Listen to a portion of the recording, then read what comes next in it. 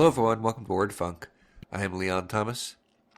I am sick, and I am joined by Austin Yorsky and Johnny Maloney. How are you guys? Well, it's nice to not be the sick one for once. Yeah. That's like encouraging. I'm not like, hey, it's great you're sick, Leon. No, because that's not great. I'm sad that you're sick. It's just it's a nice change of pace. It is. It's different. I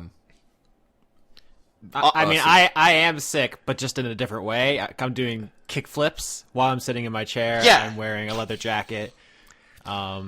Listening to Blink 182. I'm pretty sick. Pretty sick. Okay.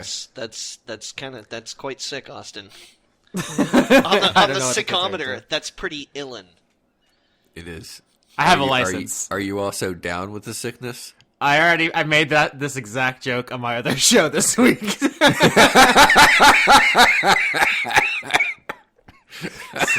So if you're ever curious if I'm a hack, apparently the answer is yes. Now all we need to do is establish which one of us is the most tired. Oh God, that's a classic podcast topic. I mean, that's like we show up, right? We talk about which one of us has had like the least amount of sleep, which one of us is the most ill, and then just talk about terrible things in the world, as far as I know. So, Austin, are you how tired are you? I just drank a bunch of coffee. I'm fine. It's spring break. Woo! That's neat. I didn't sleep at all last night. Oh. So for once, I am the one who is tired. I'm running on 0 sleep. Yeah, bet you wish you liked naps now, Leon, don't you? Naps are cool. Leon and I Freaky Friday'd, but only with our tiredness. It's a very lame movie. I don't think it's gonna get greenlit, frankly. It's all right. So does anyone have any important things to say on this? Is it almost St. Patrick's Day? Is that a thing for anyone? Who even knows? I don't think there's like St. Patrick's Day Eve is not like right. It's not famous like Halloween where it kind of took over. The day that it was supposed to commemorate. Now, St. Patrick's is going to be on the day this episode comes out, Saturday. Oh, okay. So it is not yet. I mean, theoretically, let's be clear here. There's no set time when Word Funk must come out. But usually, but let's not say for sure. I'm not good right now. It's too late to take back. So if this comes out on a different day, that day is then St. Patrick's for our listeners. You're welcome. I am the host, and you do not speak for me, Austin Yorsky. When you're sick, you don't have... Listen, I've seen Star Trek. You're not fit for command right now. I can batleth you in the face, and then I win, and I am the captain. Okay. Only if this is the Klingon Empire. Yeah, I was about to say, I mean, like, in this scenario, are we all Klingons? Like, I mean, I know batleth is a Klingon word. I just threw that one in for spice. But... You didn't even know. Is it in the original Star Trek? Not the original. The latest J.J. Abrams reboot thing. Didn't Spock challenge Kirk for captain? Isn't that the whole premise of that film? I don't remember. I mean, they do. I mean, you can say that... I mean, Dr. Crusher once said that someone was unfit for command, so I'm trying to use my knowledge. I mean, I think that's just a privilege afforded to the doctor, though. Like the ship's medical officer is the only person who can pull the captain from the chair specifically. Yeah, I'm excited for the comments we're going to get correcting us on this. So however, if this is Deep Space Nine, right? Mm-hmm. Then one of us might be the Dominion. So there could be a little bit of backroom subterfuge where we could, take one of us out and then replace us with a changeling. Yeah. In the Klingon Empire, it is both acceptable and appropriate to oust your captain if under certain circumstances, and those being cowardice and incompetence.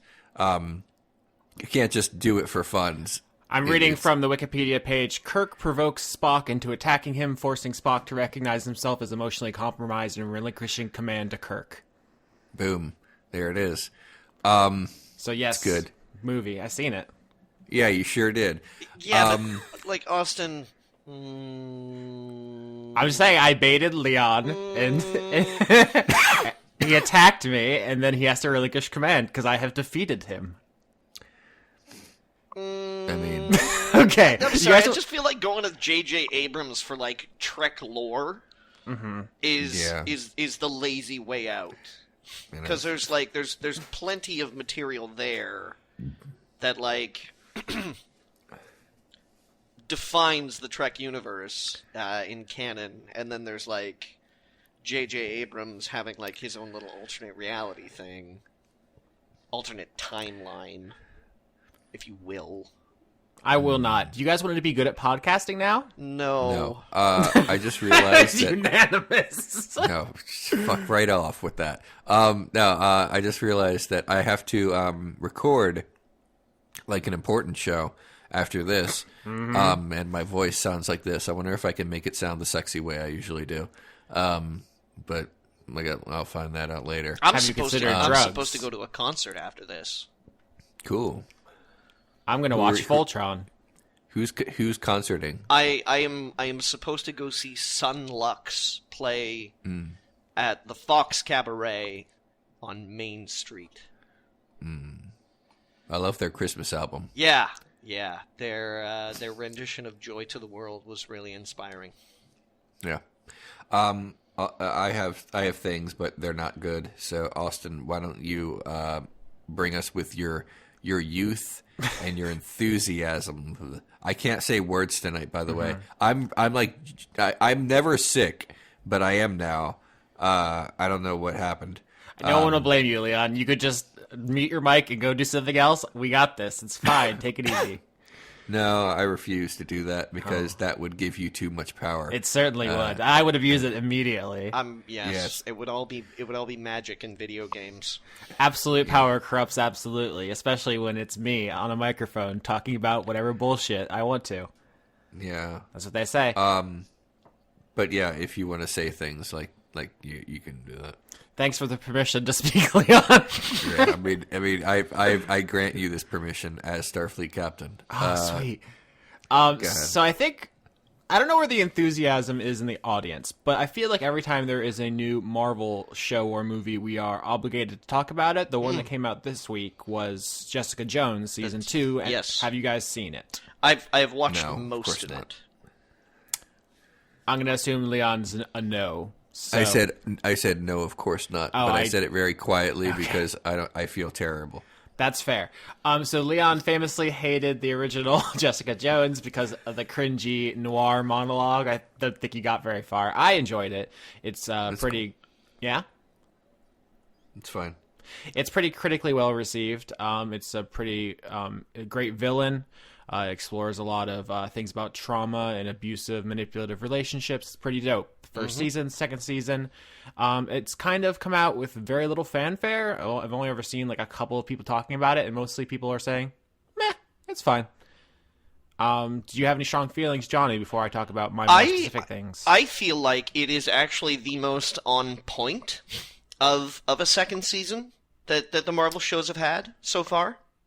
Yeah, it's only the second, right? Daredevil's the only other one. Yeah, it felt like Daredevil really kind of lost its way a little bit, but like I like it how right out of the gate it sticks to a lot of the things that I really enjoyed about the first one. Like it's sticking to the fact that it's like it's supposed to be a pastiche of a detective show, really, is what it is, and it comes right out of the gate with a mystery and like a case and like investigations and clues and things like that. And there's of course like side plots and intrigue and other characters kind of like doing their own thing and trying to get away with it and stuff like that. And of course the lovable Ika Darville returns, who's the guy who plays Malcolm.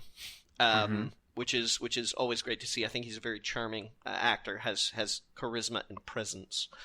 But yeah, like it just feels like it did not lose its way in the second season, which I liked. Like it seems to retain its atmosphere, its mood. and that's good. I like that. Like it is like it's more Jessica Jones is really what it is, and I'm a fan of that. That works for me.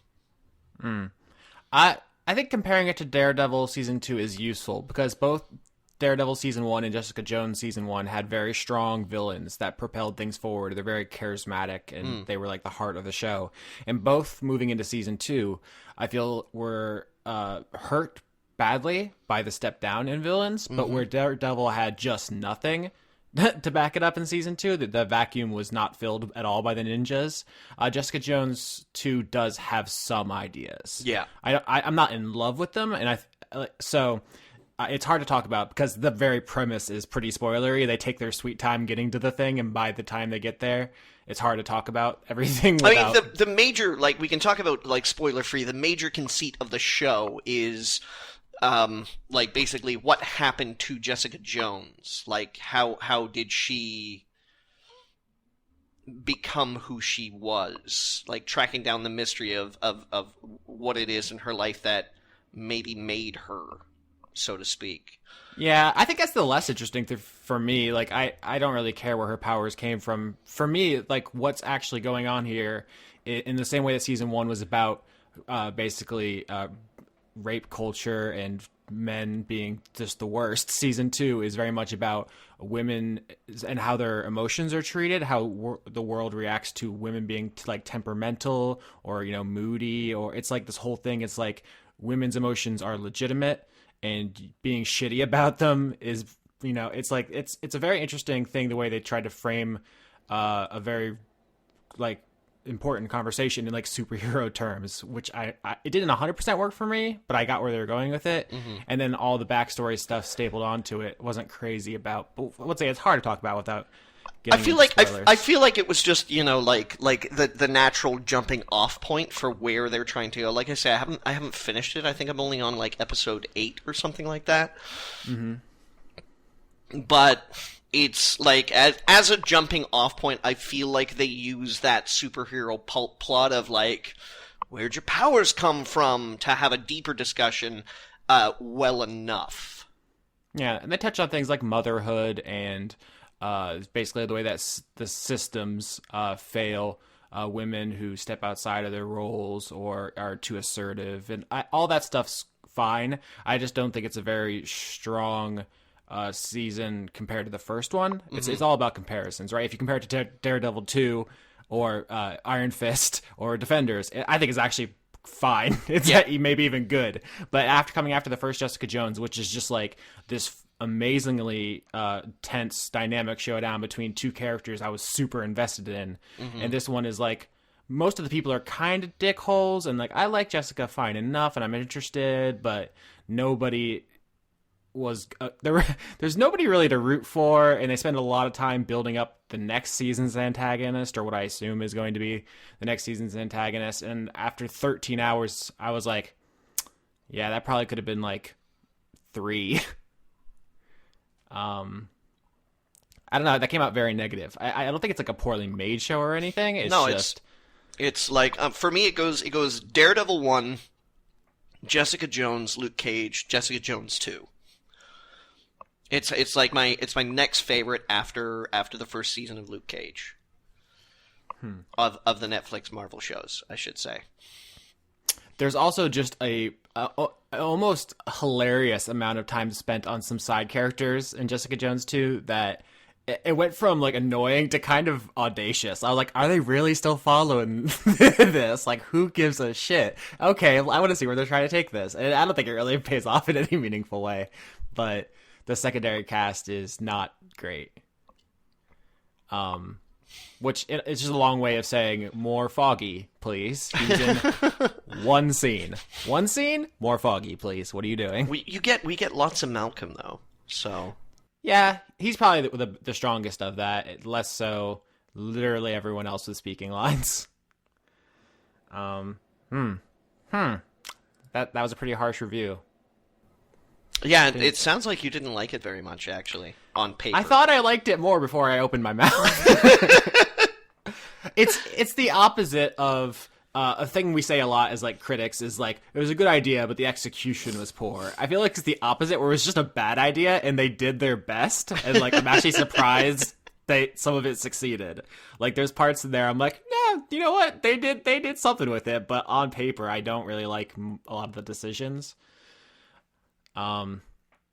So I'm not familiar with the source material, so if that is any bearing on your enjoyment of a superhero thing, maybe don't take me too seriously, but I did not care for a lot of it. So, what if Leon was right the whole time? Like it's all trash and we should stop watching it?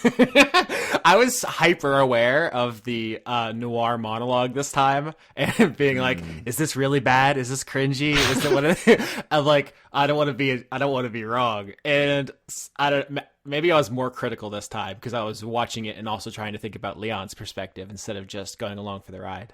You should always think about my perspective. I do. When enjoying media. Oh, I do it all the time. I never think about your perspective when I'm enjoying media. All right. I watch stuff and I go, I'm enjoying this, or I watch stuff and I'm like, I don't enjoy this. It's terrible. I know. Right. Like I should really spend more time thinking about what other people think. It's just, either enjoying or not enjoying stuff on my own is such a shallow, vapid lifestyle. It is. I'm done. If you guys want to talk about another topic, that's the thing I watched. So, good use of my spring break.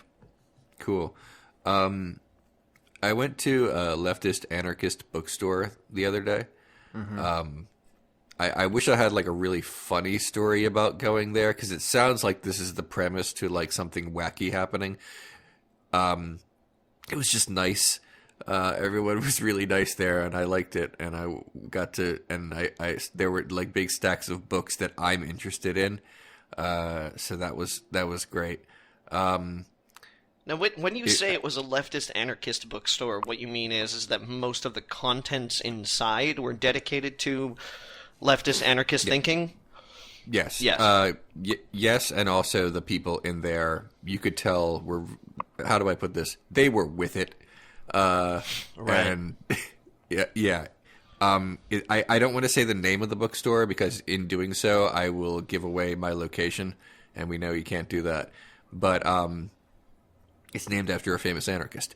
Anyway, but I had a good time there, and I realized after leaving with a copy of a book that I wanted that although the work that I do on my channel does not have a storyline because it's all like nonfiction. If it did have one, it would be the radicalization of Leon Thomas over the course of several years. So, I'm looking forward to seeing how this ends, whether or not I'm in the climax or not, or whether this is really just Act 1. We'll see how far this goes. Are you like, maybe you're just a side character though, Leon? Maybe you'll get written out like 3/4 of the way through the first season. Yeah, it could be. I mean, it's possible. I'm not what's like I'm not trying to that arc. Do you become pure ideology when you defeat the boss of capitalism? You ascend this mortal plane and you just become like a Karl Marx ghost? What's happening? I feel like it's probably more of like a Dragon Ball Z transformation thing. I don't think it's as grandiose as that. I think I just become a meme where I'm like pounding on a Nazi. I'm just and that becomes like the new meme for showing someone getting punched, and that will really be it. I feel like I need to set my expectations. I mean that's pretty big, but still lower than becoming pure ideology. What do you want to do when you grow up? Do you want to be an astronaut? You want to be a fireman? I know, Daddy. I want to be a meme. I want to be. Yeah, but it's the best meme. Obviously, I don't want to be a meme. I want to be the one where a Nazi is genuinely hurt. The one true meme. Right. Yeah. What would that meme be called? How would it be referred to? Like people call the Drew Scanlon meme the blinking white guy. What would be your meme If you, It would be called. It would be. I think the one true meme is probably the best one. Okay. People would call it that. They would like they wouldn't even like link to it. Like whenever like someone with a bad idea got trounced, they would just say the one true meme.jpg, and everyone would know what's going on. they know what the fuck's up. Yeah. Do you think maybe you should explain to the audience what left anarchism is? Because it seems like Yeah. a contradiction in terms Yeah. if you're not hip to the lingo. Yeah, here's the thing. How do I put this? In America, people use the term libertarian to really just mean Republicans who have slightly different ideas from other Republicans, Like Republicans who are okay with gay marriage. and sometimes not even that. Yeah. Yeah, that's it. It can mean Because whatever. marriage is no business of the state. Yeah. Elsewhere, like for example, when looking up things about anarchism, people would actually use the term libertarian in it, and that just seems so bizarre because that's just not what we call it. But elsewhere, that's what that means. And anarchism does not. And here's the thing about what people think libertarianism is American, what people misunderstand about anarchism. Libertarians in America are all about having small government, and people think that's what anarchism is. So, and because Americans think libertarianism is right wing, and then anarchism must be too. But that's not actually what's up. Anarchism does not mean no laws. That's not what it means at all. It just means having horizontal leadership. And people don't get that because the cool answer to what anarchism is just sounds so much more fun with, like, you know, punk rock hairdos and people spray painting a very bad A on a wall. It's such a bad A. Yeah. It's real bad. Anarchism is very unlikely to be established anytime soon. It's less of for a lot of people, it's less of an immediate plan of attack so much as it is an eventual goal. The idea of having an almost preposterous amount of equality in leadership. Just ludicrous justice. Yeah, just a nonsensical amount of good in the world. It's just nuts. Anyway, Unthinkable fairness. Right. and that's fine if you think even the concept of even talking about anarchism is like utopian, which is what people like to say when they want to dismiss an idea, which is fine. I understand. And I'm not even going to sit here and say I self-identify as an anarchist, but I like hanging around with them, as it turns out, is what I'm trying to say. Because all their ideas are I mean, well, that's not entirely true. The vast majority of anarchists are just leftists who really are just really, really into it. And that's kind of the best way to put it. And anyway, what was I saying before? Oh yeah, I went to a store and it was good. Yeah, I enjoyed being there. It's not just a store; it's also a coffee shop, and they have a vegetarian menu, which is nice. Of course they do. Yeah, and also in addition to that, they do a lot of like book readings and like events where people who have written these books come in and they talk about it, and other socially active like political cause stuff. And I think that's swell. And that's. I mean, I don't have a punchline to this. I just really enjoyed myself, and I want it. Sometimes I don't have a joke. Sometimes I just want to share goodness into the world. Unless you hate leftist ideals, in which case everything I just said was like a nightmare. Like you can just, I don't know, eat me. Yeah. Yeah, you can suck it. Yeah, pretty much. By the way, while I'm straw manning everyone who has a different idea than myself, I want to very briefly read a string of comments that came into my under my videos. Most of them were under the Starship Troopers video, and one was under Red Dawn. I'm just gonna skim through these very, very quickly. I normally black out people's names, but this dude's name is Archie. So Archie says, CNN and MSNBC is now press. They are traitors, and traitors is spelled as in people who exchange things to each other, not people who betray one another. And should be taken off the air. Only Fox News is real news. Next comment. As it should, the only ones that should have the right to vote, all of the Republicans, because we live in a constitutional republic, not a democracy. Democracy is mob rule. New comment. We are not a democracy, you fuck piece of shit. We are accustomed to shunal republic. He must have cut out constitutional, partly. And the only ones that should have the right to vote are those who serve in the military. By the way, I want to pause right here. There's nothing like the Starship Troopers comment section to very quickly identify who has very fashy ideas, who like staunchly believes in like voter suppression, and it's almost worth it to have these to like quickly identify who is garbage. Anyway, it is kind of amazing how quickly people attach to satirical ideas. Served in the military or are businessmen. Those are the only ones that have the right to vote. Hold on, there's more. Those are the only ones that have the right to vote. And no women. I'm gonna die. And no women should ever have the right to vote. Women using motions. I think he meant emotions. Oh, no. Women using motions to function. Voting should not be about your feelings. Voting should be about the facts. If they voting have, and then it says read more, and I'm not going to. Fourth and final comment. Just because you're a limp sick, it don't mean it was propaganda. Second, we are better than another country. And if you're not a Republican, you're a traitor.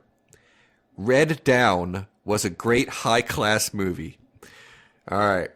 So I agree. I think Patrick Swayze was really great in Red Dawn. I was wondering why everyone in Red Dawn had their pinky up the entire movie. I guess it's a class statement. Austin, you were mistaking Red Dawn for Red Down. The heartwarming movie where Patrick Swayze befriends a stray dog by the name of Red, who gets sick over the course of movie. God. And, of course, at the end of it, because of the failure of medicine to recognize not only people's rights but also the rights of animals to have to be cared for, Red, of course, passes away. Spoilers. Sorry. Very touching movie.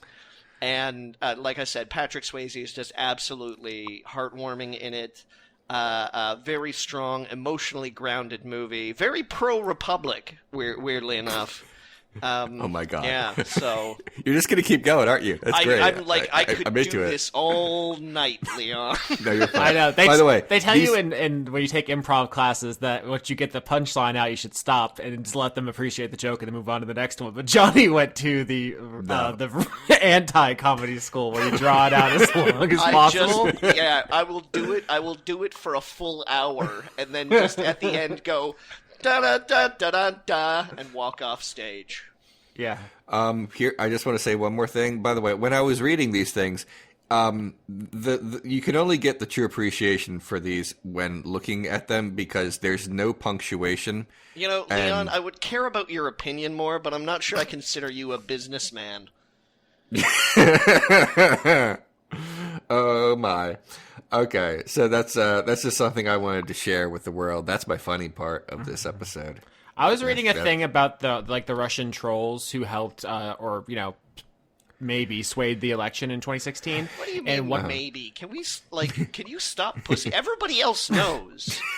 Like, the whole world knows, you know? Yeah. It's not like people are like, well, gee, I don't know at this point in time. They definitely existed and they definitely tried. I don't have the data to back up that it was decisive, is my only point where I'm not all in. That's fair. The only person who doesn't know about this is Archie. Okay. Okay. But where I wanted to connect to this was, I mean, this is a pretty common thing. Like, since the rise of the internet, all people who are basically astroturfing gross political ideas. But in most parts of the world, and in Russia specifically, as I was reading, everyone knows they're fake and aren't affected. And that America fell for it so hard was shocking even to Russia. Like, they didn't think we were that stupid. I got some news for you about America. We are that stupid. Yeah, I got news for you. Yeah. Everybody is, particularly when people are as like jingoistic and as nationalistic as this is one of the things that fascinates me about America, actually, is that the idea that you have to toe the line for the country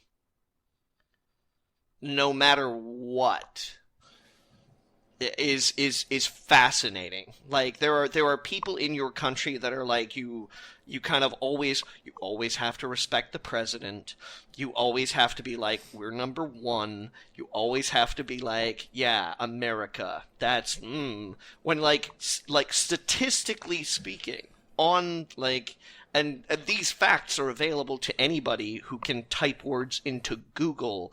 You guys are not doing great.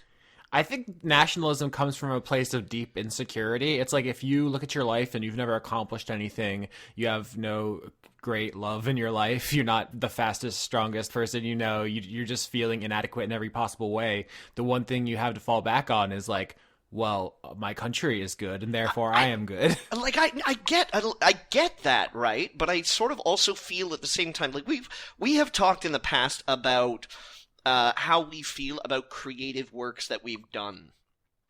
And like, one of the things that you once said to me, Austin, that really stirred me is that you always felt like you had better places to go. You always felt like that there was better art, better like uses for your creativity yet to be done. Like, you weren't satisfied with what you'd done in the past.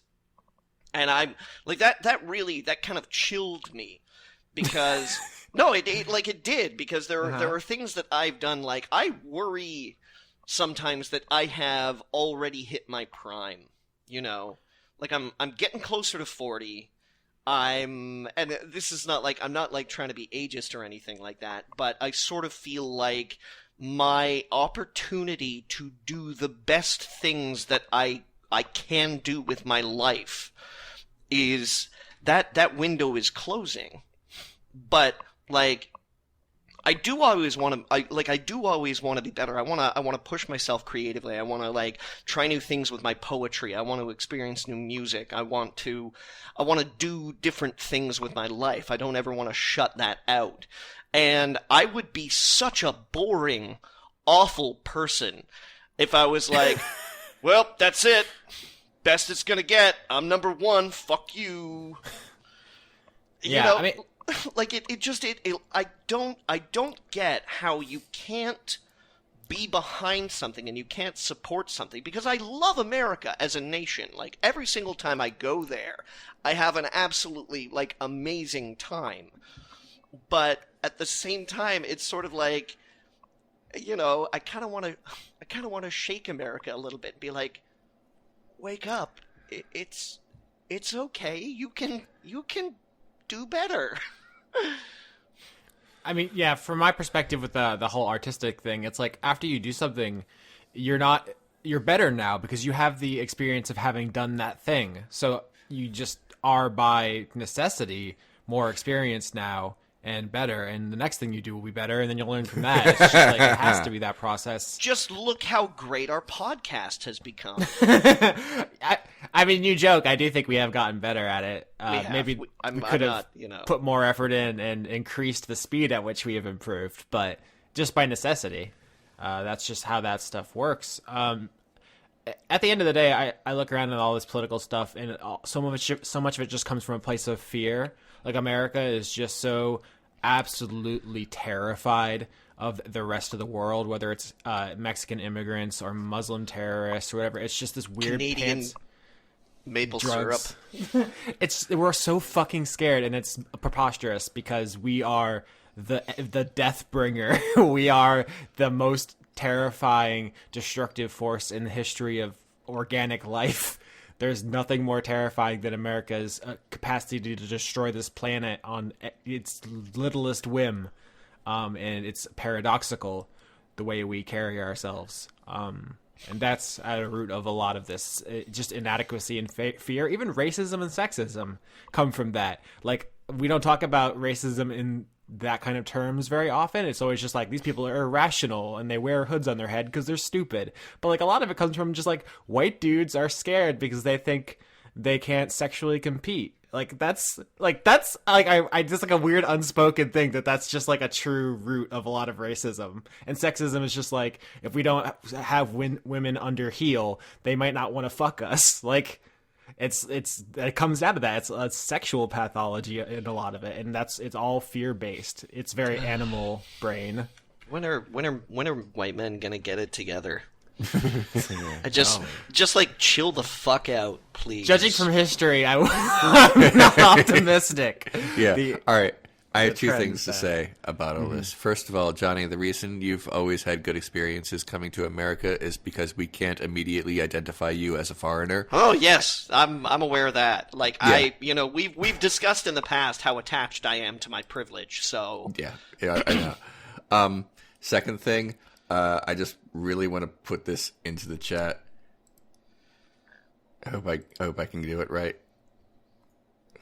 Oh God! Like, I can't. All right, this is probably gonna look at that with my eyes. First of all, because this is the visual component of the episode, I'm probably going to make this the title card somehow. For those who are listening to the MP3 version of this, this is Donald Trump Jr. marrying his wife, and also Ivanka Trump is there. And I have a few comments about this picture. Can you just like quickly get me a year that this photo was taken? I really wish I could. I only have the photo. They are young chubby cherubs who decided not to smile. Anyway, so here's the thing. One of them is smiling, and it befits that the only one that is smiling is not a member of the Trump family. Yeah, everybody else looks confused as to how to emote. Yeah, guy on the far right he has that look on his face like he's like a late 80s movie bully. He just has that look like he's like, I don't know. And then here's my real complaint about this, and it has nothing to do with how goofy everyone looks. Oh, okay, all right. Sorry, I have the date right now. Okay. It's at the Winter White House. Okay. November 12th, 2005. Okay. I just want to point that out because I want everybody to pay very specific attention to Donald Trump Jr.'s haircut in 2005. He looks like he just got kicked out of Color Me Bad. In like 1990. Okay. Excellent thing. Here's the thing I noticed, and this might, I don't know why this is something I thought of, but I'm certainly not the only person who said it though. They're at a wedding and Ivanka Trump is also wearing white. Where do you get off? Like, who the fuck comes to a wedding not as the bride and wears white? You're not allowed to do that. I'm sorry. It's like extremely gauche. It's I can only imagine that the inner monologue of the new wife is thinking, "This is my wedding. Why would you do this to me? That is not cool." Can you believe the audacity of that family to be gauche?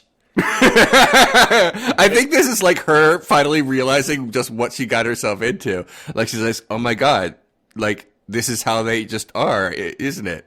And why don't they smile also?"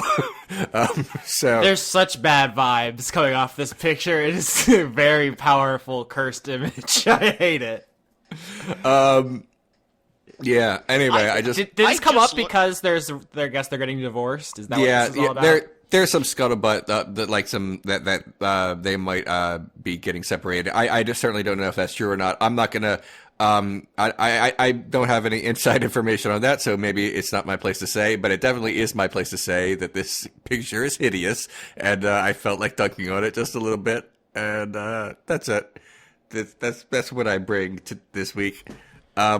Yeah, I mean, normally I don't think it'd be appropriate to comment on someone's family just because they happen to be in government or something, but everyone but Vanessa in this picture, I believe, has inserted themselves into politics in sometimes illegal ways. Ivanka they're all met with diplomats in contravention of agreements we've had. Fucking Don Jr. has sent emails that almost certainly violate campaign finance laws, so fuck them. Like, they're not off limits. And no, Trump they're is monsters. Just greasy. Yeah, they're bad. Yeah. I don't feel bad. Good news is that I just learned that Color Me Bad got back together. Nice. That is good news. Just in case, you really wanted someone to sex you up. Yeah. I haven't written that. Yeah. Okay, I've brought up a few dumb things. Johnny, do you have a dumb thing? I probably do. I didn't come very well prepared That's okay. today, so let me just to check this show. I mean, like some days I get like 30 minutes to myself where I just mouth off about fucking whatever I want, and other days it's just like terrible. Not like the show, but the things sometimes we discuss though are really quite horrific, actually. Yeah, so let me think. Geez. What have I been doing with my life? This is a deep. Oh God, that's a horrible realization. I had a second date. Nice. Tell me about it. Did she wear white? Was it no? gauche? No.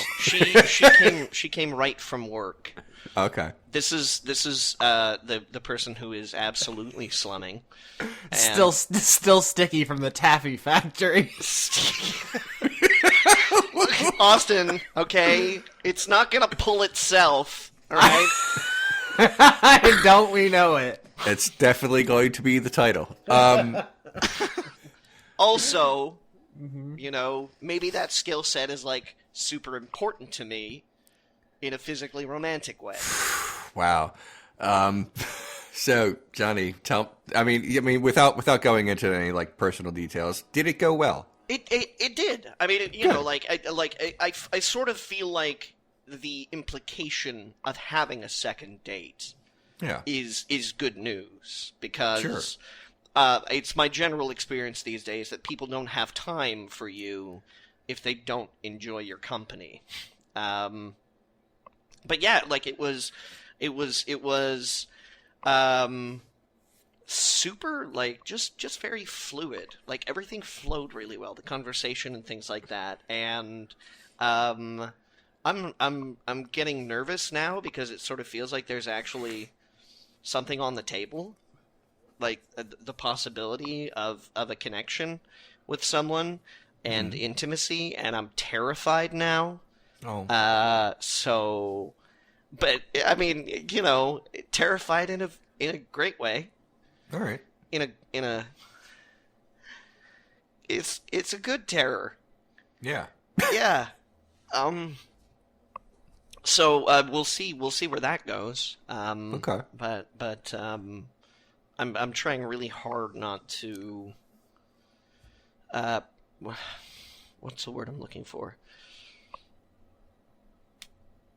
Project, I guess. Like I'm just trying to like let it be what it is for right now, and figure out what it's going to become. So that's good.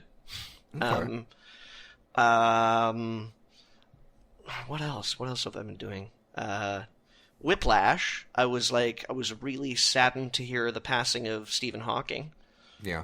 The other day.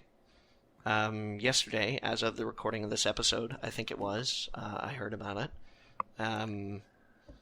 Like an absolutely tremendous loss to, in the first place, the scientific community, but also personally, because A Brief History of Time was one of the first pop sci books that I ever read. And it not only did it open me up to like reading not just science books but also just nonfiction in general. Because like up until that point in time, most of the books that I read were like pulpy fantasy fiction or like science fiction or something like that. Like I didn't read many nonfiction books. Yeah, that kind of that's a loss that hit me pretty bad. I watched shit. I watched what's his name's new movie? Jones. David Bowie's son, the guy who did Moon. I can't remember his name right now. Huh. Okay. He made Mute. Yeah, I watched Mute this past week. Have you seen it? Did you watch it? I have not. I hear it is bad, but I hear some people don't think that. Duncan Jones, for the record. Duncan Jones. Okay. Thank you, Austin. It's messy, you know, but I kind of liked it. Like it does not use its narrative very well. Like it's a bit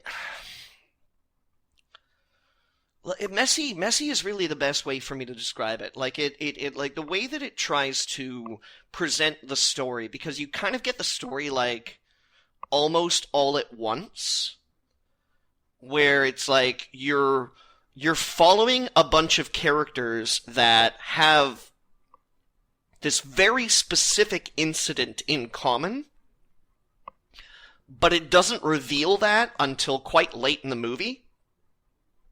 So it's sort of like, it goes from the protagonist, whom you're watching and like presumably you're rooting for because it's Alexander Skarsgård and he's so handsome.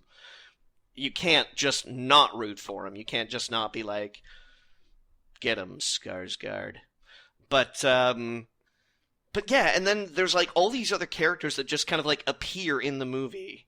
And it's sort of like, okay, all right, so I figure that like these guys are gonna meet up at some point in time, but it doesn't really happen until like the climax of the movie, and it's like, oh, that was a very roundabout way of telling that story, you know? But it's got a really good eye. The acting is pretty good. Paul Rudd and I'm bad with names today. What the hell is his name? Hang on, I'm looking it up now. That's fine. Justin Theroux? Thank you. Yeah, Justin Theroux. I have not seen this film. I'm just on the page for it. Austin, you're a lifesaver. Yeah, Paul Rudd and Justin Theroux have really great chemistry together, too. They play like a couple of... as I recall, it's not very specific. They're either brothers or like they had been in combat together and have sort of like bonded in this way that kind of creates that relationship. They have really great chemistry together. Justin Theroux, who usually is just like, plays a very handsome man whom I like to see get close to naked, because he has an admirable body that makes me jealous, and it's just a work of art. Plays just like one of the skeeviest, grossest, like ugliest, just horrible people that I just like. I've never wanted to slap Justin Theroux before, but watching him in this movie, I was just like, I just want to. He made me feel new things about him, which is good. So I felt like there was a lot of potential in the movie that kind of got squandered, and I'm not sure where the blame lies. Like, I don't know if it's an editing problem or a script problem or just like I don't know, like it's tough to say, but it was interesting is the thing. Like it was an interesting fumble of a movie. Duncan Jones has a really interesting career because, I mean, his debut film, Moon, fucking owns. It's incredible. Yes. And then Yep. he's had 3 movies in a row after that, which have been negatively received, including the World of Warcraft movie. And I actually totally forgot he was David Bowie's son. To be honest, to be thing. honest, though, like, I mean, the World of Warcraft movie had a lot of studio interference in it. Like, I sort of feel like what came out the other end of that project was not necessarily just Duncan Jones's, like, fault. Yeah, they were serving a lot of masters there, the Chinese market, Blizzard, it's the whole thing. Yeah, like, he has come out and basically said that he's not sure if he ever wants to do another major studio film again because of what happened on the World of Warcraft movie. But yeah, like source code felt kind of like it was almost there, but it didn't, I don't know, it didn't calcify completely for me. But yeah, so mute is a weird one. Yeah. It also I'll probably watch it. It's on Netflix. It also, I should say this, canonically takes place in the same universe as Moon. Oh. Because there's a scene in it where one of the characters is watching a news broadcast of basically a bunch of clones, like Sam Rockwell clones, all who are, like, named Sam Bell, in a courtroom, arguing about, like, their, like, status of citizenship. It's a real quick throwaway scene.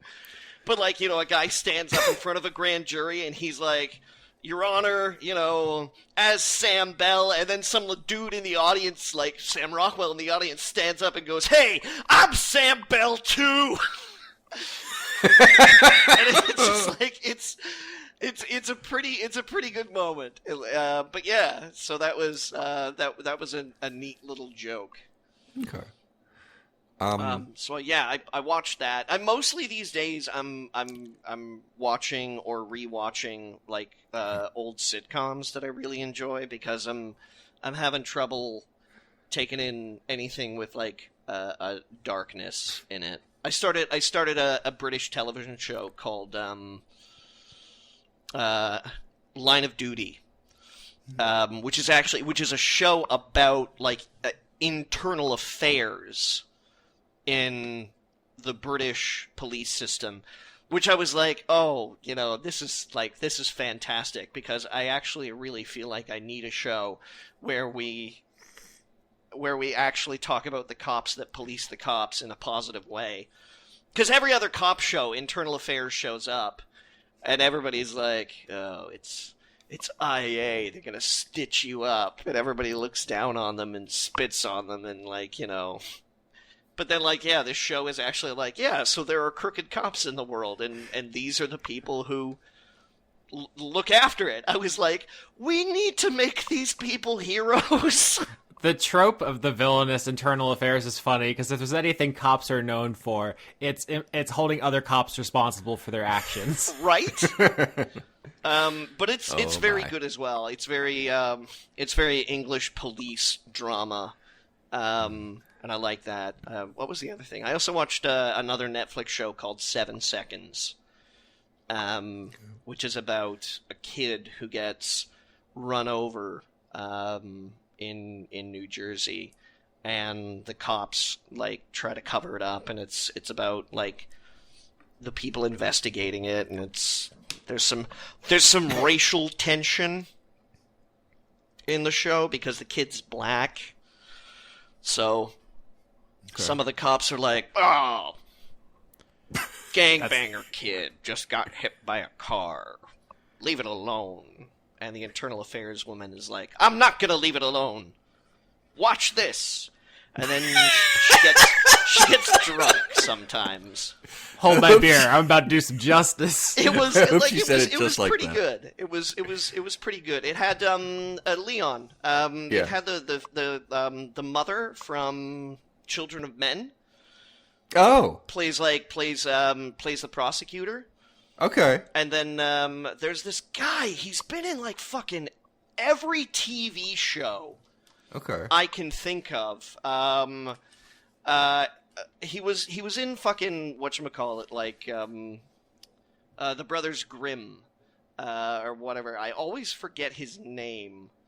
While you're looking that up, can I say, every time I'm reminded that Children of Men exists, my appreciation for that film increases. I don't know what it is. Like, I liked it when I first saw it, but every time I think about it, I'm like, damn, that really was good, wasn't it?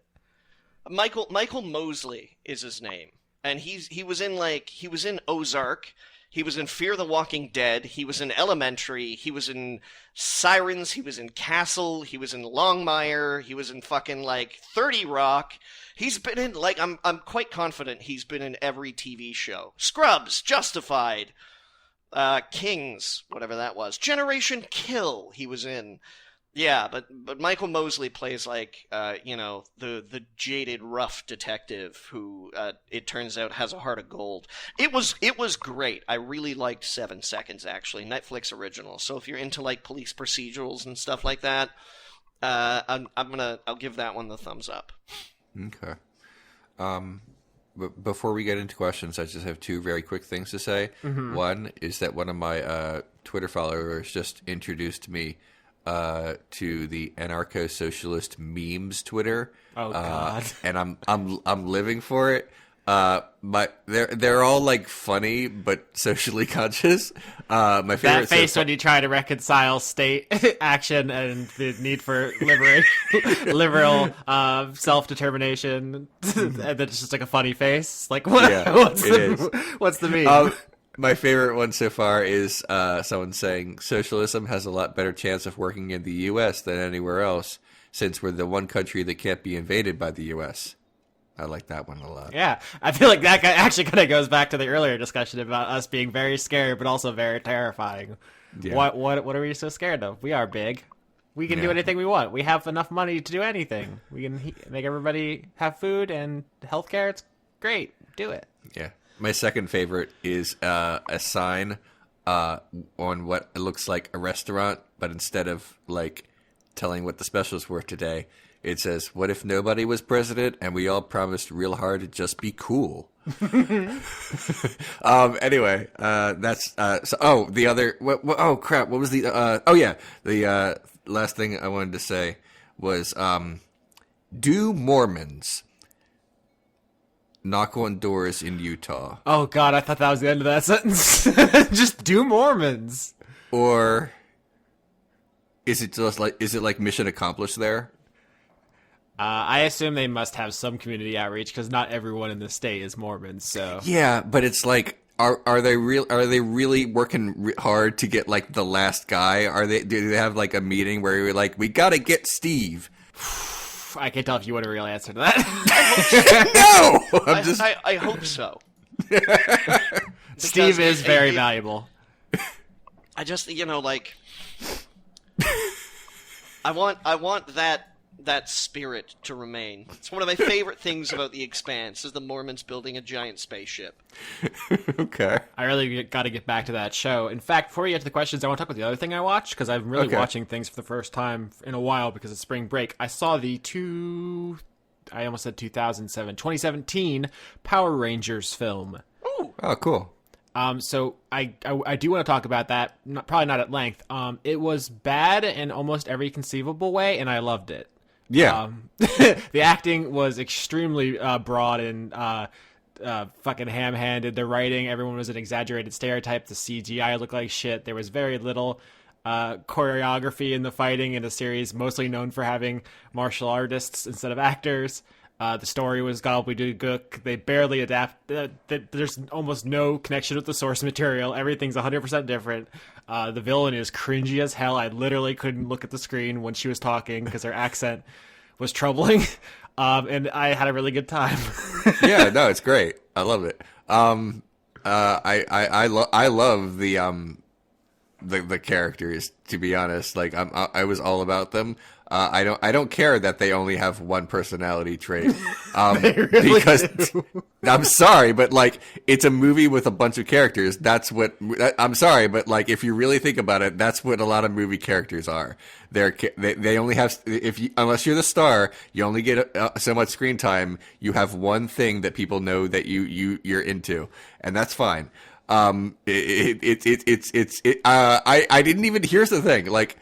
It's also like the worst and also my favorite use of product placement in a movie in recent years. Yeah. For anyone who's not seen it, like they mention Krispy Kreme a lot, and it's a major plot point. The entire third act is about a Krispy Kreme. Right. They have to, like, something is under the Krispy Kreme and they have to get it, and they keep talking about Krispy Kreme. But here's the thing. I mean, it's gross. It's gross, of course, because like it's, shameless, but it's also so sincere. Mm-hmm. It's not like a movie with product placement where someone lifts open the laptop and you see the Apple symbol on it and you're like, oh, okay, whatever. But you could almost miss it because it's like that's what laptops look like. But they just go full tilt into it. They're just like, we must get to the Krispy Kreme. It's like, this is what the movie is like. It's camp, is what I'd say. It is. And I like it definitely more than, say, Batman versus Superman, which really bothered me because there's like a lot of loving shots of like the car manufacturer's logo, like right during the 9/11 flashback thing. And it was like, yeah, Man of Steel was no better either. Very, very where you troubling. Get these like big sweeping shots of this small town in Texas that have these giant like Pepsi billboards and shit like that. But yeah, the Power Rangers, it's all camp and whack. It's not just okay. So when I first heard about this movie, I was like, oh, they're doing a gritty version, and like the people swear a little bit and they acknowledge sex exists and stuff. So it's darker than Power Rangers, but it also has like a slapstick sensibility that I think works for it. And I looked up some reviews and stuff, and everyone said that the tone was bad. And like it is, but it was also, I think, the strongest asset was that it was just dumb. It was dumb as fuck. There's a lot of other cool stuff going on. Like there is, I think most people know this by now. There's an LGBT character. There's an autistic character. Although I'd be curious to get some reactions from people who are on the spectrum, because the character is a pretty exaggerated version of that, but also there's many different ways that manifests. So I don't want to say it's like inaccurate, because obviously no depiction could speak to the entire experience. But I wonder how many people were like affirmed by that depiction, and how many people thought it was kind of bad. I don't know. I don't have a strong opinion on it. The main guy, the Red Ranger, there's one thing to identify with the character, and there's another to see a person whose dad is pressuring him into playing football who has a knee brace and then gets in trouble with the law. It's like, at a certain point, I think you just owe me royalties, Power Rangers writers. But yeah, so that was interesting. It's, I don't know if I want to see more, because oh God! Like, I'm sorry. I'm gonna interrupt here. I really do. The people behind it are trying to get the sequel to happen. It's just that the first one didn't make all of the money that they wanted to, but it didn't like they will eventually make money off of it. It's not like a horrible sinkhole of money. It's just like a sequel is not definite, because the amount of money they could make from a sequel is not secure. Like they're not sure what it will do. So, but I really do want a sequel. I'm like every couple months I do like a Google search, like have they greenlit the Power Rangers sequel? Are we gonna get a new Power Rangers movie? And I don't want another reboot of it. I want these characters, and I want them to be even weirder next time. I'm so glad that you like it. It brings me a lot of joy to hear the enthusiasm in your voice. I was reading about it. Apparently it made a modest worldwide profit of like 40 million. Which is decent for the studio, and apparently it broke records for toy sales. So that's probably the most encouraging thing.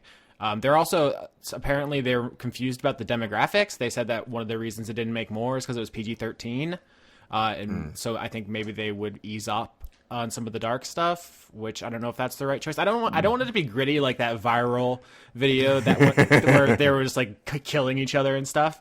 But I don't want it to just be like the old show, because there's hundreds of hours of that already exists. I can get that anytime. So it's still going. It never stopped. Yeah, that's what I'm saying. So like, we don't need more of that. I think we need something in between, something more mature than the show, but not quite in the fucking Alan Moore, Rob Liefeld vein, you know? Okay. I do have a lot of questions about the choices, though. Like, why is Goldar made out of gold? He was like a fursuit comic relief guy. What did they just? Okay, I don't know. They wanted to have Goldar in it, but they couldn't have that Goldar in it, so they just made a character named Goldar. Yeah, there's a lot of that going around. Like Alpha 5's there, but he has tentacle arms, and he does it. He sounds like Bill Hader instead of Alpha. Okay, sure, that's fine. Apparently, the fucking awful guy from Orc Cop wrote a treatment that they didn't end up using. What's his name? Max Landis, I think. Yeah. So I'm researching as I'm talking, but that's fine. I think we're into questions time. Yeah. Questions. Here come questions. Vamping for time as I read questions. Thank you for all the pictures of your dogs, everyone. Got a lot of them. They're very good. Synthesist Platformism asks, what's the best silly gimmick a wrestler has ever had? Parentheses, live performance art fighting. Okay. Silliest gimmick. I mean, that would be extremely difficult to pick one. People, it's the best silly gimmick, not the silliest. Best silly gimmick. I found out that John Cena was apparently formerly known as like the Doctor of Thugonomics. Yeah, no, you don't know that? Oh, no. I only recently found that out, and I'm not sure how I feel about that. No, you don't understand. John Cena debuted in WWE, and he had like a nothing gimmick. He was just like a big beefy guy, and then someone this is like in reality, not in storyline. Someone backstage heard him, rapping, like he can kind of rap. And they were like, you should do that on camera. And then he showed up in a Halloween skit they were doing as Vanilla Ice, and he rapped a little. And then everyone was like, this is what we should do with him, because he doesn't have a gimmick. So that was his thing. He was Marky Mark. He called himself the Doctor of Thugonomics. He wore like a chain around his neck with like a deadbolt. He was like a badass type, I guess. And then slowly over time, he would stop rapping and became the more colorful and child-friendly cartoon that we have today. That is nowhere near the silliest gimmick, though. There's guys named Bastion Booger. There was a mummy named the Yeti. Hell yeah. That was an interesting game of Scrabble, guys, but it did give me some ideas. I could just see them like standing backstage with like the Wheel O names and just be like, all right, you're the Yeti, but I've already got my costume. My favorite gimmick that we never really got to properly see it. Back in WWE, there was a wrestler named Goldust. And Goldust was great, and his gimmick was basically he was from the 90s, and yes, this gimmick does not age well. His gimmick was glitter. His gimmick was to engage with the homophobia of the audience, and that was his gimmick. And it's whatever. But here's the thing. Eventually, one of my ex-girlfriends has like a little Ziploc baggie of some of Goldust's gold dust in it. I'm sorry. Hold on. Stop everything. That's what we're talking about. What? Yeah. One of my exes was really into wrestling when she was a teenager, and she got to see when they were still the WWF. Yeah. And has a little baggie of gold dust in it. Oh my God, that is the greatest thing I've ever heard. Okay, so I'm Hi, Joanne. Okay. So anyway, but Goldust went to WCW during the time when WWE and WCW were sort of like feuding over ratings on Monday nights, and of course they couldn't use the Goldust gimmick because WWE owned it, so he had to debut as someone else. And they did all these like vignettes leading up to his like big in-ring debut, like little skits. And he played a character named Seven. And he had like a dark coat on, and his face was all white. And he would appear in the windows of children, and the children would be afraid. And they don't explain exactly what he's doing, but everyone kept calling it the ghost pedophile gimmick. And that's not really what they were trying to do, but that's what it felt like. So standards and practices for the television station that they were on did not want this to happen. So Seven, previously Goldust, comes to the ring in his new Seven outfit and says, effectively, this gimmick is bad and I'm not going to do it.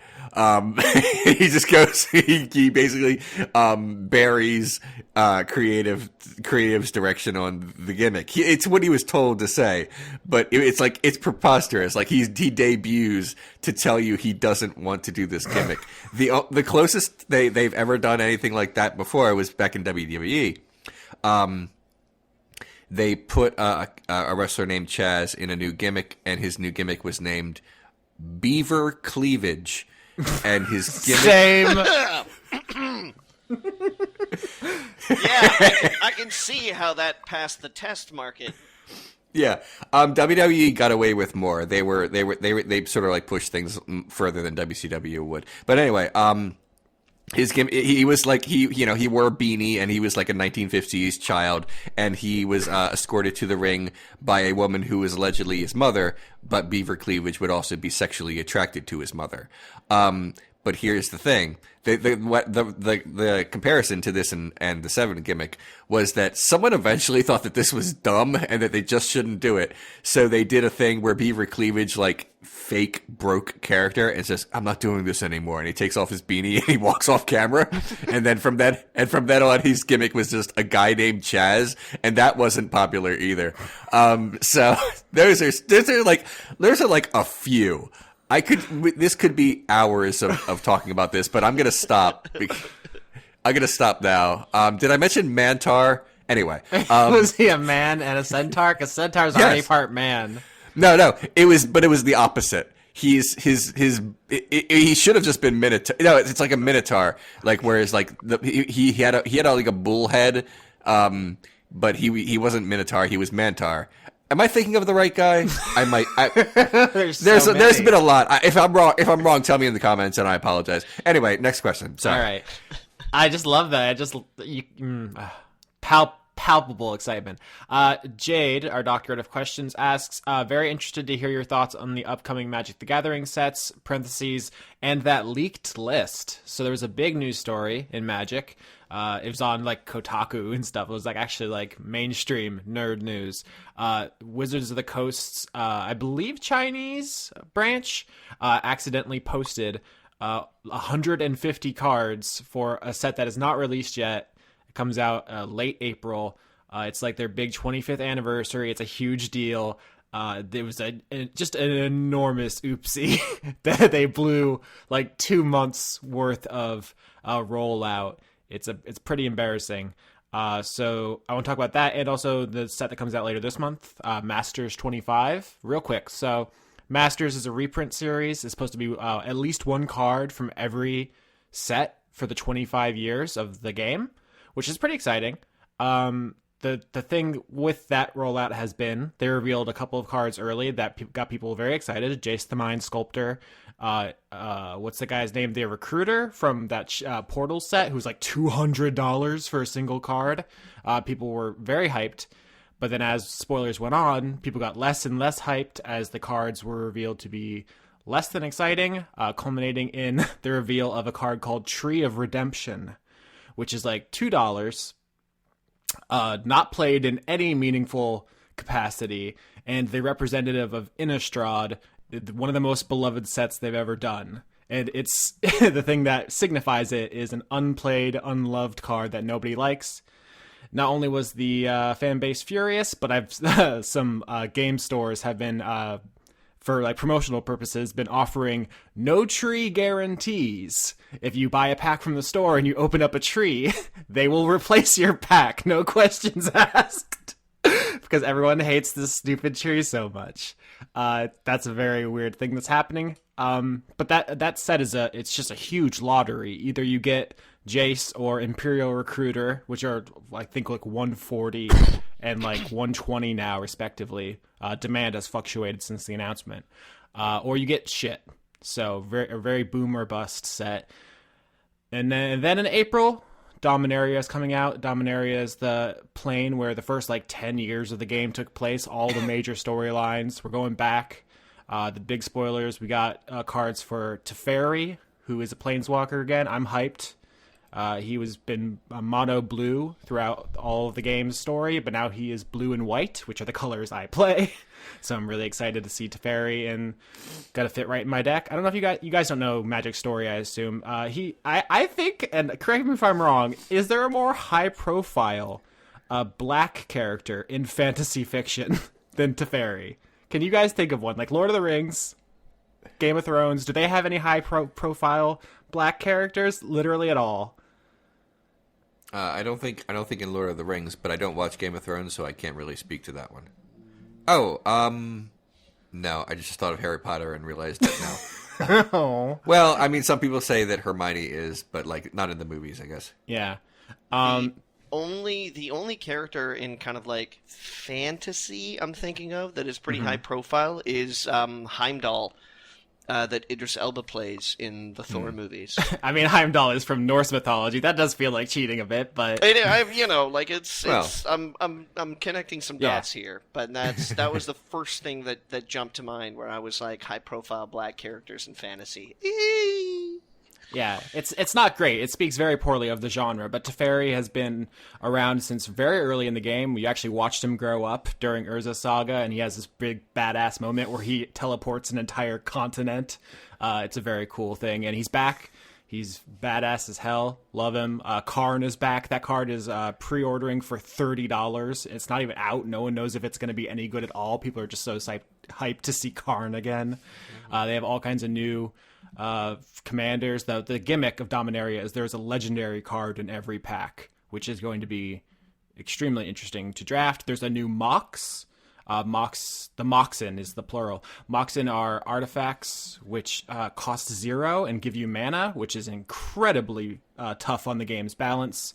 The Moxen from the original set are banned in pretty much every format. They cost thousands of dollars a piece. So printing a new one is risky.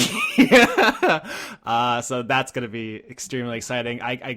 I could not be more satisfied with what I've seen of the leaks. It's a little unfortunate that it leaked because I'm sure they had all kinds of plans of how they wanted to reveal this stuff, and people have been waiting for like a year to get this kind of, media cycle that they wanted to do this, and it all came out in one day in a Chinese text dump, which is not optimal.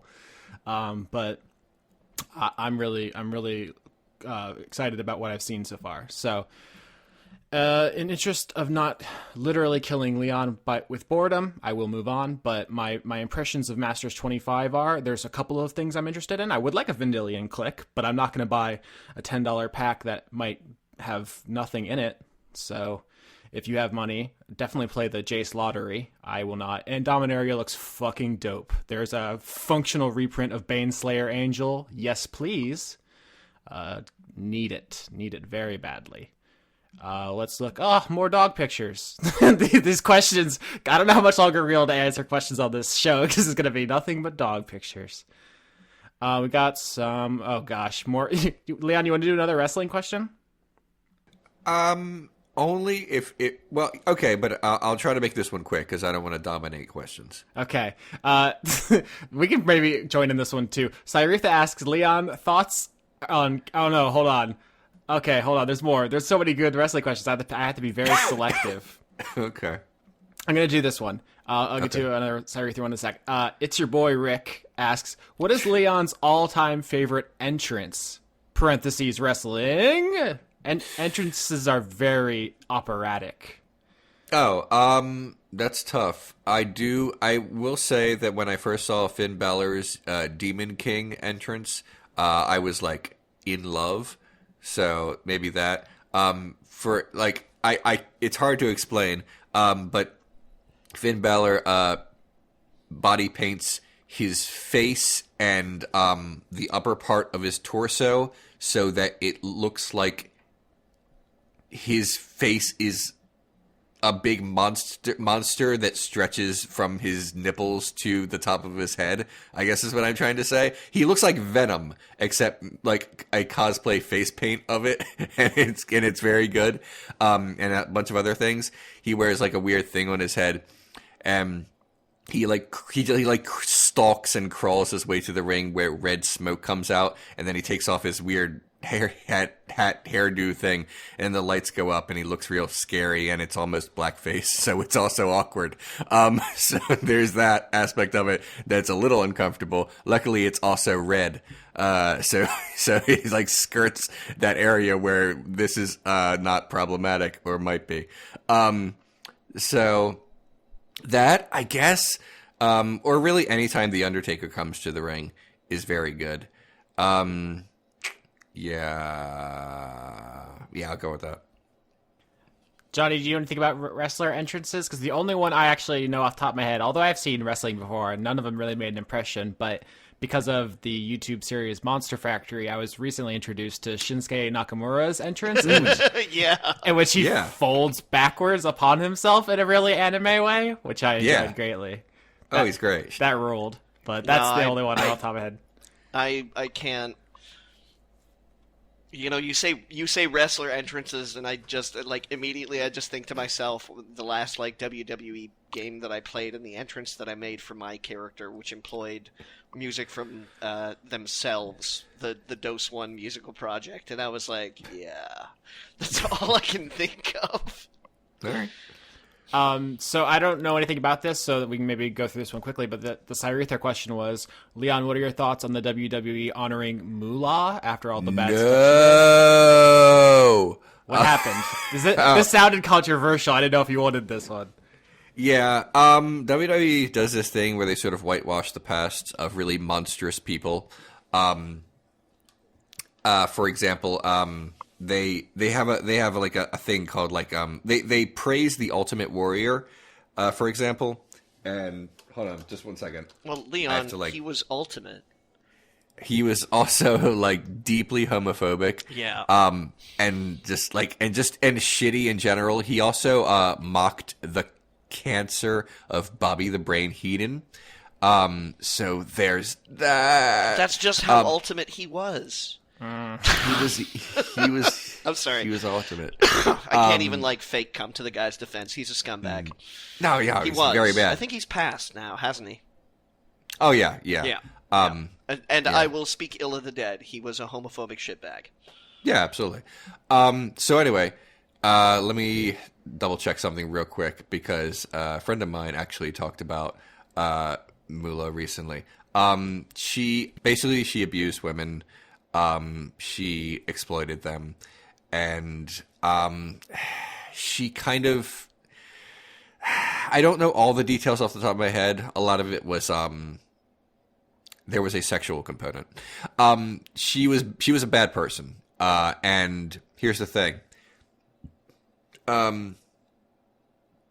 She is sort of protected, her history in WWE. She was one of the people who Vince McMahon Sr. apparently told to Vince McMahon Jr., who we just know as Vince McMahon, to always, she's sort of grandfathered in, where nothing could ever be so bad as he would get rid of her or stop using her memory or stuff like that. And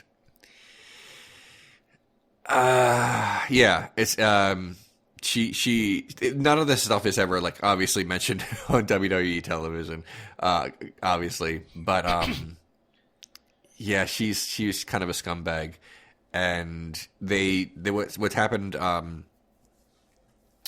Oh, good. A friend of mine I will. I'll just. Why am I being around the bush? My ex-wife, who also watches wrestling, basically explained the worst of her shit on Twitter, and so I should probably credit her on this. Moolah would send out half-trained underage female wrestlers to photo shoots that would basically be pedophilia and child pornography, basically. She was accused of facilitating the rape of her students and pimping them out. She sabotaged countless other women because of her insecurity. She would tell promoters to let the male talent sexually abuse her students so they wouldn't get into trouble with local women. She purposefully trained her students poorly so they'd never outshine her. There's a lot of stuff like this, so thank you, Ashley, for compiling this. She went off on Twitter like a couple of days ago, and the reason why someone is asking this question is because they're doing a women's battle royal at WrestleMania, and it's called the Fabulous Moolah Memorial Battle Royal, and people are pissed. Everyone who knows what's up is pissed. Everyone who doesn't get it. Yeah, some people. Seems inconceivable to me that anyone with morals could continue to support this organization at this point. Like, I know they kind of whitewashed Ultimate Warrior, and there was like some responsibility taken with like the Hulk Hogan thing, but this seems like the bridge not just too far, but it's quite a bit ways into the abyss. Here's the thing. It is a thing that is known if you follow wrestling closely, but it's not a thing that is known even among a lot of like serious wrestling fans, because it's for some reason not a scandal people talk about. Like, if you ask the average person, they know that Hulk Hogan said the N-word, and that's why he's sort of like persona non grata, at least for the moment, in WWE. This is not a thing that is known, and I'm not sure how much even Vince knows, because he is said to be sheltered by yes men. I'm sure he knows something. Yeah, I've heard that he literally doesn't engage with non-wrestling content and doesn't understand why other people do. I'm stealing this anecdote from Giant Bomb, but apparently there was a time when Vince McMahon came upon a WWE writer watching a movie and got fucking pissed at him because he's like, "Why are you watching this? We have entertainment. Why don't you watch one of our fine programs?" He's like, seems like an absolute fucking psycho. This is a gross story about Vince McMahon that I'll share, but also shows just how much he doesn't understand anything that is not in his very limited bubble. WWE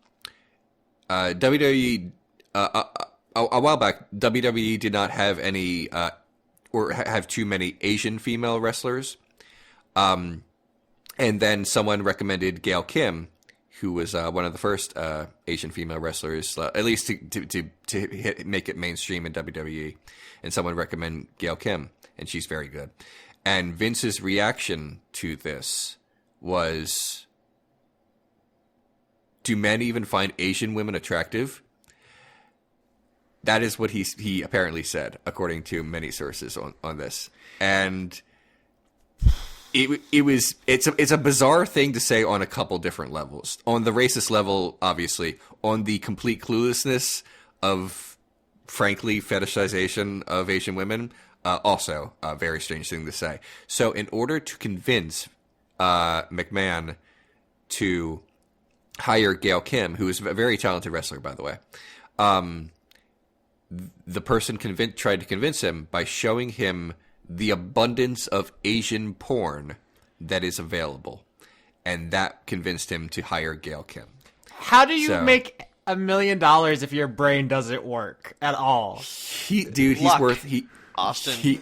No, you hit the right market with the right idea at the right fucking time and go, hey, this is a pretty good idea. Maybe I should roll with it. And also, your dad was rich. Yeah, I mean, generational wealth is the actual boring answer, but yeah. Yeah, and he gave him the company, and he obviously took it in a different direction than his father did.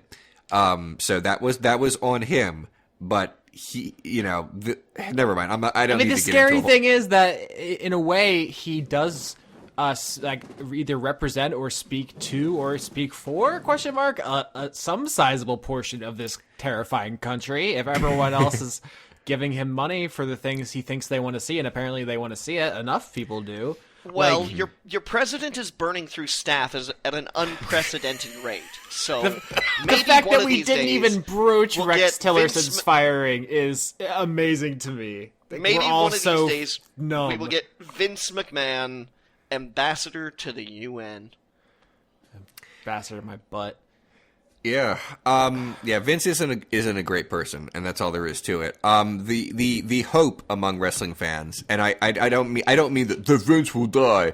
I mean that Vince will eventually sell his shares of the company. And I'm sorry. I've talked. All I do is talk about wrestling in the question. So I'm just going to say this very, very quickly, and then I'll shut up, and we can do maybe one more non-wrestling question before we leave. Vince McMahon, as a creative type, once pitched a storyline for his show, and the storyline was that his daughter Stephanie would become pregnant, and that they would have like a sort of like who's the father thing, it's whatever, because she was genuinely pregnant by her husband at that time, and Vince McMahon concluded that in storyline, the person who would be revealed to be the father of Stephanie McMahon's baby would be him. She wisely shot it down and refused to do it. Good on her. I don't have a great many things to say about Stephanie, but at least she's not wacko.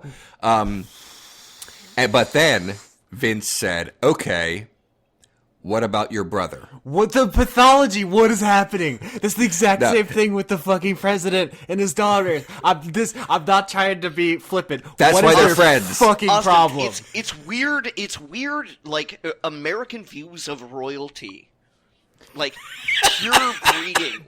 The bloodline must endure. Okay. No, so white dudes are so busted. What is happening?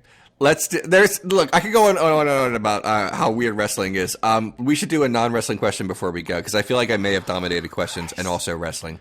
So, I mean, don't feel bad. People love the wrestling talk. Right. Let's see. The question I have here labeled Johnny is from All right. Isla Hackley, who asked Johnny thoughts on crockpots. Recipes for said crockpot? Question mark. I fucking love crockpots. We've talked about slow cookers in the past. Yeah. It's like, are those synonymous? All you have to do is find a bunch of shit that tastes good, throw it in a thing, turn it on, and then like come home from work, and holy shit, you got a stew going. Yep. Like even I can do it. You go ahead, Leon. Leon is ready to sing the praises of crockpots. I know he got a slow cooker fairly recently. Yeah, I mean, I'm not doing anything even that complicated. It's just like you said, like, okay, I will put chicken and this sauce in it, and also this one other thing, and then I'll just wait, and then it's done. Yeah. Johnny would definitely have like actual recipes, though.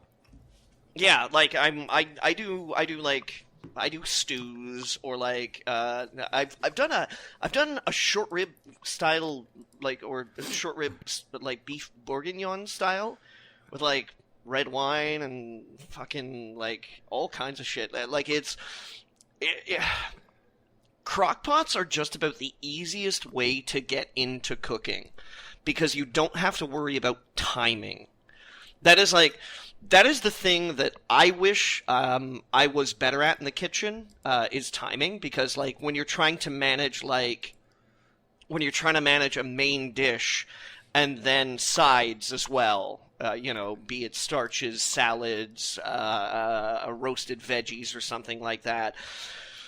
It's nice to get it all ready at the same time, so you have to, kind of like get everything and its timing properly. But with a crock pot, I mean, it all goes in there, and it's not even like it's a shitty way to cook things either, because if you do low and slow, everything comes out tender, everything comes out like juicy, everything comes out, it just soaks in the flavor all day.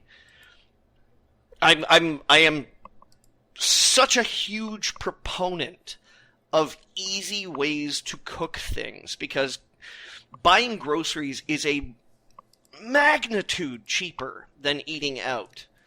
And if your problem is you don't have enough time, then believe me, there's a kitchen implement that can help you out with that. So, off the top of my head, crockpot recipes? For some reason, I thought you were going to say off the top of my head, hats. I don't wear hats, Austin. I have a moldy fedora sitting somewhere in my closet these days that just has too much weight. Symbolism. It just whenever it gets on my head, it just no. Which is a shame, because I love taking it off when I get indoors. Very classy, like red down. This is my problem with it, is that people seem to think that just wearing it makes you classy, as opposed to manners. But off the top of my head, I really like making chicken a la king. I love doing short ribs in my slow cooker. I do, in like red wine sauce, with fennel.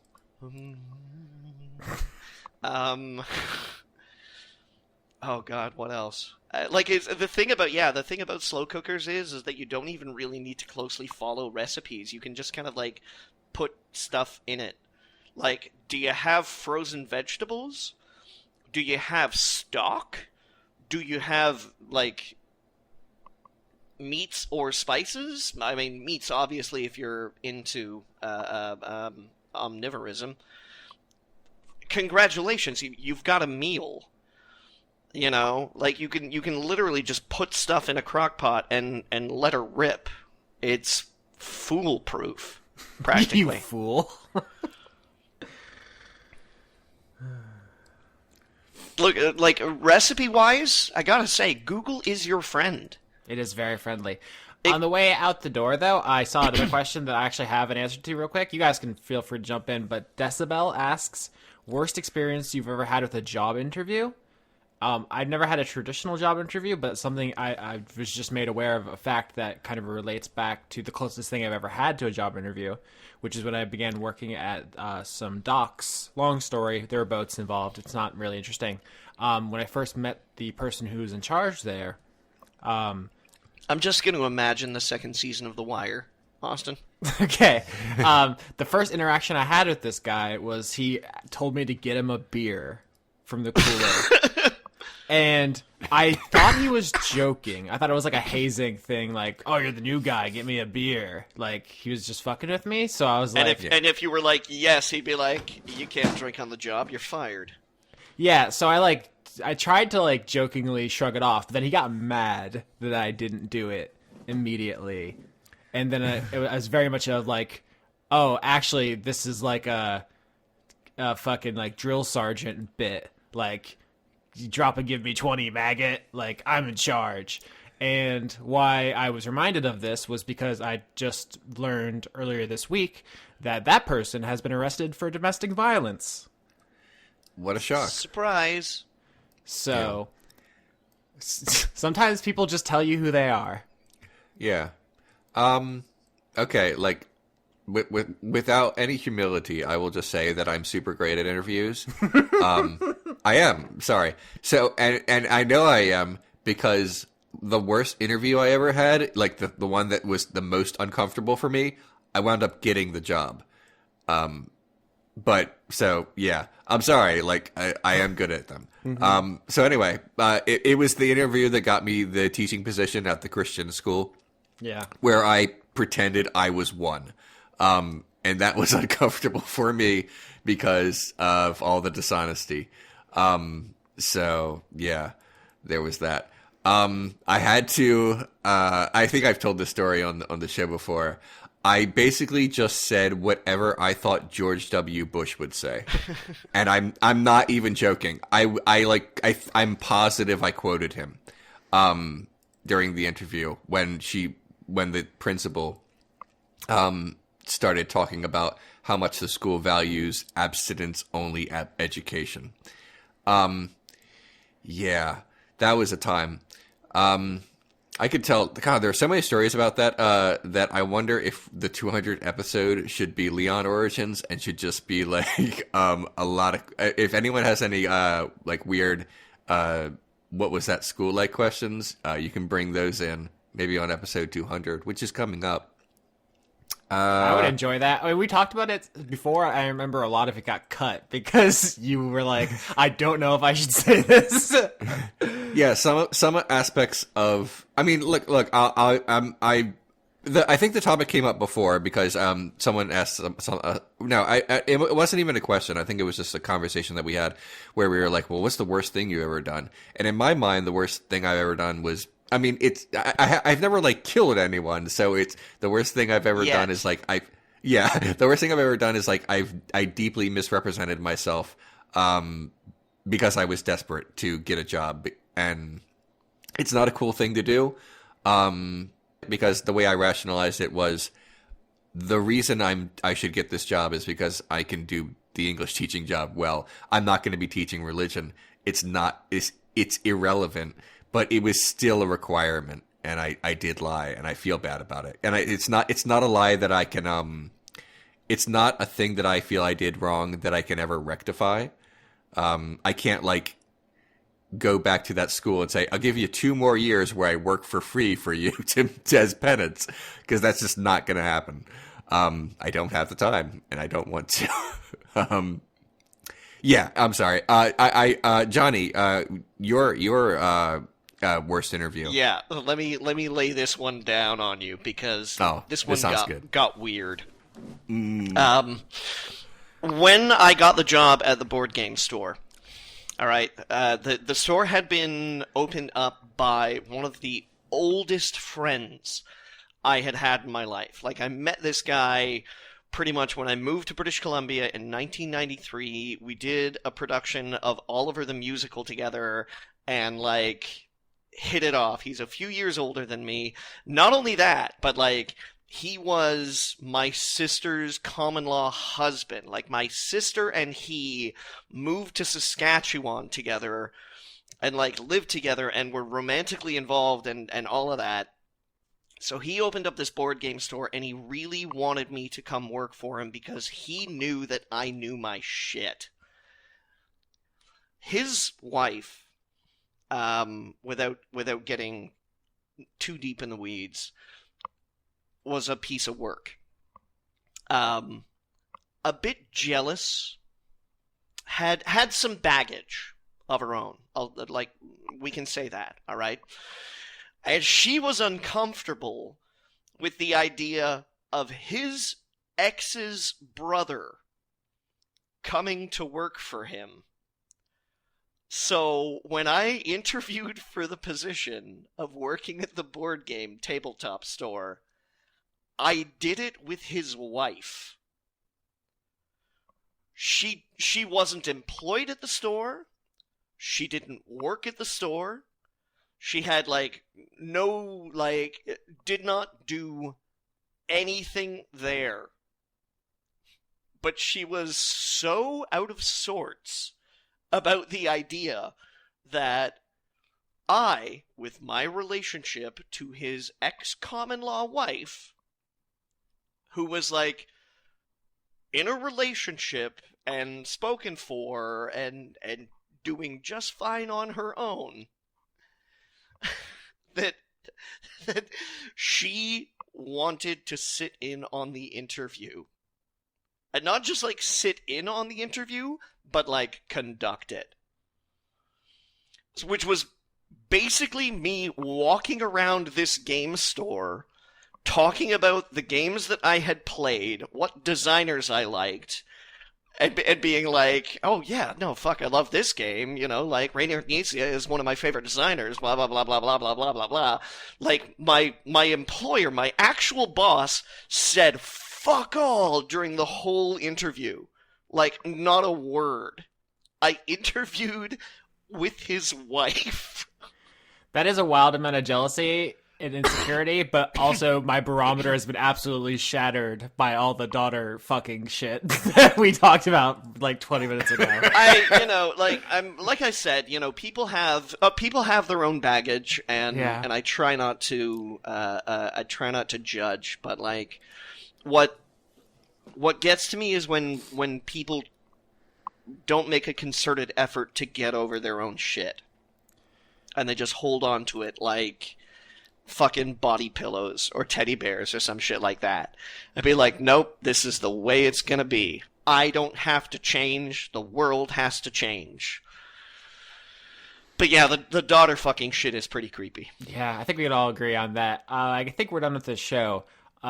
The only other thing we didn't really get a chance to talk about, we probably shouldn't talk about it, but did you guys see the thread going around today on Twitter of everybody basically talking shit about our old employer?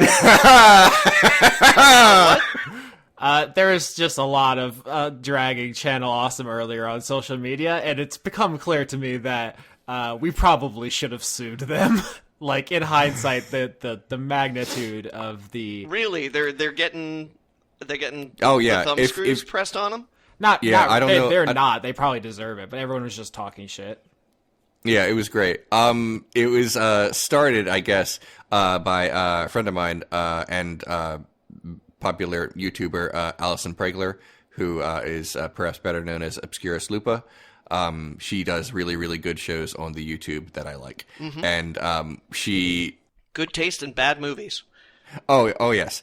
And I forget how it came up. She just mentioned that, like, she doesn't, she's tired of being associated with Doug Walker because, ugh. And like everyone came out of the woodwork, like, yeah, here's some dirt, and here's some juicy stuff, and she linked to what is basically old news about how she was fired. I was in the Channel Awesome chat at the time, so the leaked image of her arguing with Mike Machad is basically just her Mike, me, her Mike, her Mike.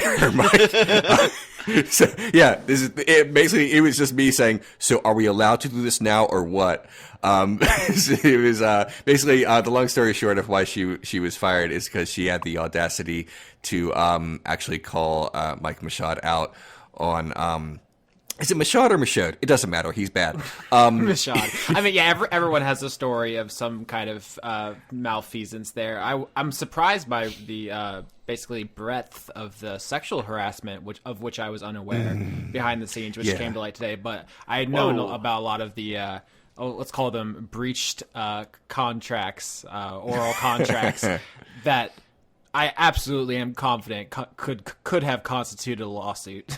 So there's quite a lot. I mean, I knew from personal experience there's stuff there, but just seeing it all laid out today was staggering. So they did not know what they were doing.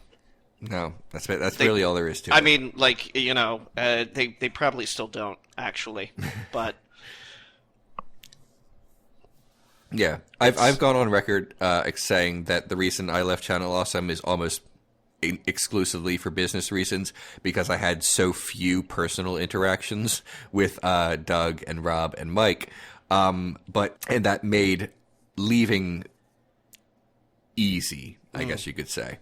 And gosh, am I glad. One of the big, I mean, this is known among Channel Awesome people, or ex-Channel Awesome people, I should say, but in To Boldly Flee, the movie by Doug Walker, which is like a sci-fi spoof thing, there is sort of like an uncomfortable scene where it's basically a rape joke, and there's no way else I can really put that.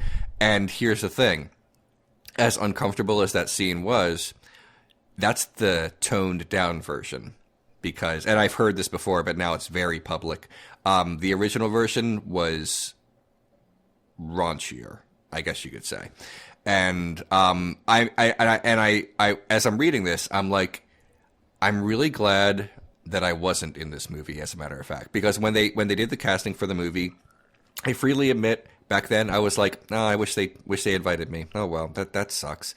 But looking back on it, I'm really glad I was not there on the set when they were arguing whether or not how they were going to do the scene and how they were going to do the scene, because knowing me, I would have just walked off like really like furious, and like that would have been bad. I think a lot of people are talking about, I think even yourself implicitly, Leon, is that there's kind of a silver lining in that mismanagement has so dimmed their influence that it really wasn't a bad business move to distance yourself, and a lot of people have with basically no consequences, because there's an alternate universe where they're so powerful and influential you had to stay and be complicit in that, and everyone was just like, or not everyone, but most people were just like, meh, I'm out.